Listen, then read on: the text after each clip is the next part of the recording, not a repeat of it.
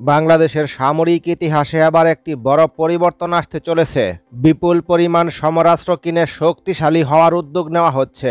এসব উদ্যোগের কথা বেশ কয়েকবার শোনা গেলেও বাস্তবে তা পরিলক্ষিত হয়নি। তবে প্রেক্ষাপট পরিবর্তন হয়েছে, তাই কথা কাজে মিল থাকার যথেষ্ট সম্ভাবনাও রয়েছে।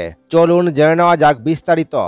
আয়তনের দিক থেকে বাংলাদেশ পৃথিবীর ৯০তম দেশ। তবে ভৌগোলিক গুরুত্ব বিবেচনায় পৃথিবীর শীর্ষ ১৫ থেকে ২০টি দেশের মাঝে অবস্থান করবে, যে কারণে পৃথিবীর শক্তিশালী দেশগুলো সামরিক ঘাঁটি স্থাপন করতে চায়। মার্কিন যুক্তরাষ্ট্র, ফ্রান্স, ব্রিটেন, ভারত এবং চীনের মতো দেশগুলো বাংলাদেশে তাদের সামরিক ঘাঁটি নির্মাণ করতে মরিয়া। তবে চীনের আগ্রহ সবচেয়ে বেশি। দেশটি যে কোনো মূল্যে বাংলাদেশে অন্তত ২টি সামরিক ঘাঁটি স্থাপন করতে চায়, কারণ বাংলাদেশের ভৌগোলিক অবস্থান চীনের নিকট আলাদা গুরুত্ব বহন করে। দেশটি ভারতকে ঘিরে সামরিক শক্তি বৃদ্ধি করতে মরিয়া, সুতরাং বাংলাদেশের সহযোগিতা লাগবেই। অন্যথায় চীনের পক্ষে ভারতকে চাপে রাখা সম্ভব হবে না। কিন্তু প্রশ্ন হচ্ছে, বাংলাদেশের কোন দুটি স্থানে সামরিক ঘাঁটি স্থাপন করতে আগ্রহী চীন? অন্যদিকে সামরিক ঘাঁটি স্থাপন করলে বাংলাদেশি বা কতটা লাভবান হবে? বাংলাদেশের রংপুর এবং চট্টগ্রাম এই দুইটি অঞ্চলে স্থায়ীভাবে সামরিক ঘাঁটি স্থাপন করতে আগ্রহী চীন। চীনের বৈশ্বিক অবস্থান ২০৩০ সালের মধ্যে আরও শক্তিশালী হবে। চীন যে ধরনের সুবিধা প্রদান করবে তাতে ক্ষতি পুষে নেওয়া সম্ভব। অন্যদিকে ভারতের হাত থেকে বাংলাদেশ নিরাপদ থাকবে। ভবিষ্যতে বড় ধরনের যুদ্ধ হলে ভারত তার পূর্বাঞ্চলের ৭ রাজ্য হারাবে। এই ৭ রাজ্য যে চীন কিংবা বাংলাদেশ নিজেদের মানচিত্রে দেখাবে তা কিন্তু নয়। স্বাধীনতার জন্য গণভোট আয়োজন করতে পারে। সেক্ষেত্রে সম্ভাবনা থাকবে ত্রিপুরা সহ বেশ কিছু অঞ্চলে নিয়ন্ত্রণ পাবে বাংলাদেশ। সুতরাং বাংলাদেশের ভৌগোলিক আয়তন বৃদ্ধি পাওয়ার সম্ভাবনা থাকবে। এই বিষয়টি নিয়ে ভারত চিন্তিত। দেখুন, এক কথায় বলতে গেলে এগুলো ছাড়াও আরও বেশ কয়েকটি বিষয় গুরুত্ব পাচ্ছে। সময়ের সাথে সাথে পরিবর্তিত পরিস্থিতি তৈরি হচ্ছে, যা সামরিক শক্তি বৃদ্ধিতে ব্যাপক সহায়ক হতে পারে। লালমনিরহাট বিমান ঘাঁটি চালু করার জন্য বহু বছর আগে থেকেই চেষ্টা চালিয়ে যাচ্ছে বাংলাদেশ। তবে যতবারই বাংলাদেশ সিদ্ধান্ত নিয়েছে যে লালমনিরহাট বিমান ঘাঁটি চালু করবে, ততবারই ভারত আপত্তি জানিয়েছে এবং তারা এই বিমান ঘাঁটি নির্মাণে কূটনৈতিক চাপ থেকে শুরু করে আন্তর্জাতিক পর্যন্ত চাপ প্রয়োগ করেছে বাংলাদেশ যাতে এই বিমান ঘাঁটি কখনোই নির্মাণ করতে না পারে। তবে এবার আর সেটা পারছে না।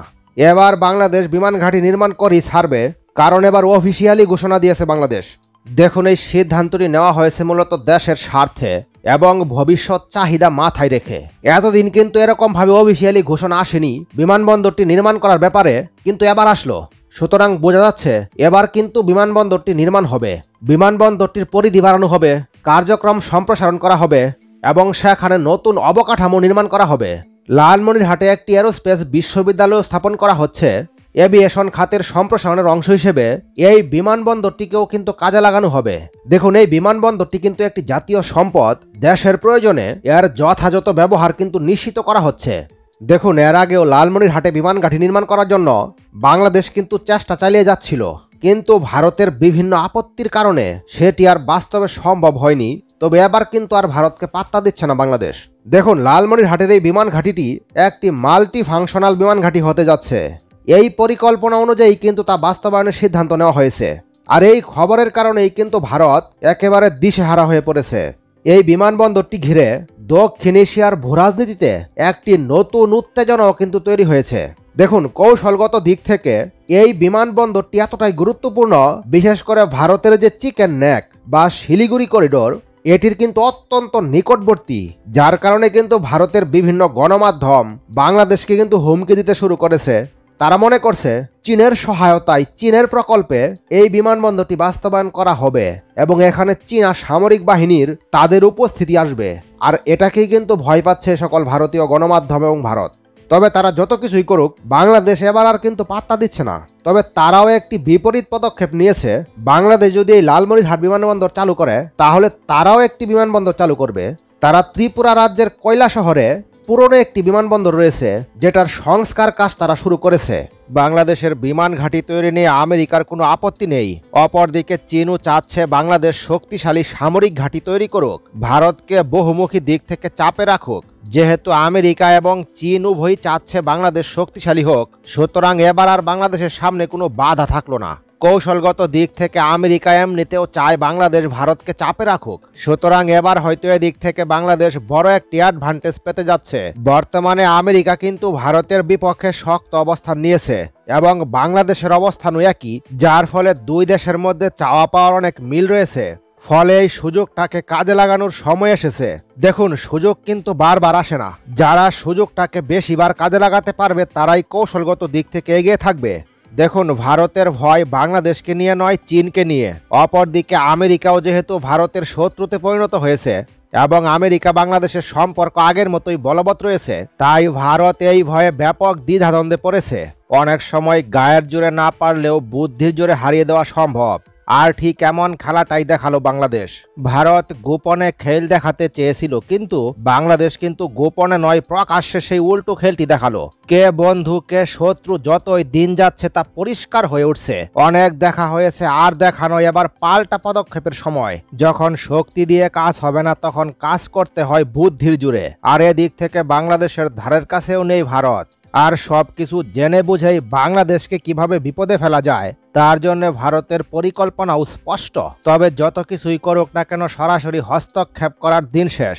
এখন আর সেই আগের দিন নেই, নতুন দিনের শুরু, যার ফলে ভারতও সামনের দিকে সেইভাবেই অগ্রসর হচ্ছে। চীনের মতো একটি বন্ধু যখন বাংলাদেশের পাশে রয়েছে তখন ভারতের বাপেরও সাধ্য নেই বাংলাদেশকে কিছু করার। এটা ভারতের খুব ভালো করেই জানা, যার ফলে তারা বাংলাদেশের দিকে চোখ তুলেও তাকাতে সাহস পাচ্ছে না। তবে বাংলাদেশকে চীনের উপর নির্ভরশীল থাকলে চলবে না, নিজের পায়ে নিজে দাঁড়াতে হবে। অর্থনৈতিক এবং সামরিকভাবে গুরুত্বপূর্ণ একটি অঞ্চল হলো দক্ষিণ ও দক্ষিণ পূর্ব এশিয়া। এই অঞ্চলে একক আধিপত্য বিস্তার করতে রাজনৈতিক মিত্র দরকার। বাংলাদেশ হতে পারে সেই ইম্পর্টেন্ট এলাই। প্রায় 18 কোটি মানুষের দেশ, এটা একটা বড় বাজারও বটে। এছাড়াও সস্তা শ্রমিকেরও একটি সোর্স আমরা, যেখানে দাম, weapon package, logistic, spare parts, training ইত্যাদি ইস্যুতে ডিসকাউন্ট আদায় করা সম্ভব।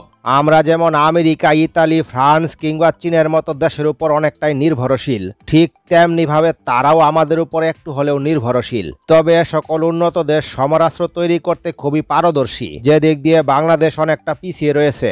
বাংলাদেশ যদি নিজস্ব যুদ্ধবিমান কিংবা সমরাস্ত্র তৈরিতে আরও অগ্রগতি অর্জন করতে পারে তখন এই সকল দেশের সঙ্গে সামরিক সম্পর্কও আরও শক্তিশালী হবে। আমরা সবসময়ই বাংলাদেশ বিমান বাহিনীর যুদ্ধবিমানের হিসাব দেখি। এসব যুদ্ধবিমান থেকে ফায়ার বা লঞ্চ করার জন্য কি পরিমাণ সমরাস্ত্র আমাদের আছে তা কি আমরা জানি? এ সকল গোলা, মিসাইল এবং রকেটগুলো কতটুকুই বা ইফেক্টিভ তা কি আমরা জানি?